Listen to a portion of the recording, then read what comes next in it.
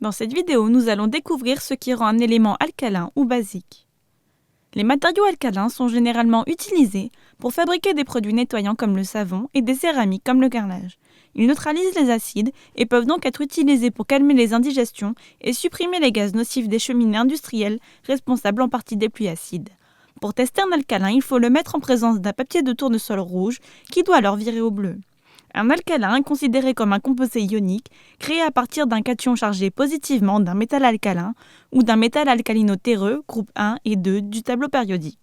Plus généralement, il s'agit de toute base pouvant se dissoudre dans l'eau, et donc l'ammoniac est également un alcalin.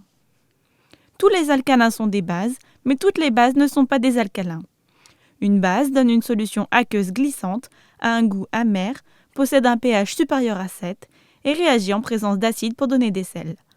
Le terme base admet plusieurs définitions. Dans la théorie d'Arrhenius, une base se dissocie dans l'eau pour donner des ions hydroxydes.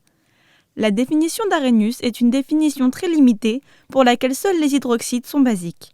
On peut voir que les alcalins réagissent avec les acides pour donner de l'eau et du sel. La définition de Lewis est une définition très large pour laquelle un plus grand nombre de comportements chimiques peuvent être décrits comme des comportements basiques. Dans la théorie de Bronsted-Lowry, une base est un récepteur de protons ou ion H+. Gardons cette définition. Notez que toutes ces équations sont à l'équilibre. Kb est la constante d'équilibre pour une réaction basique et décrit l'acceptation d'un H+ par la base B.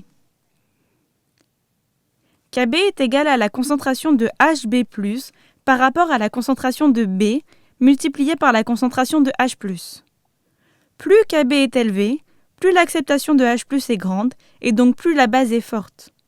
Kb est lié à l'échelle de pH.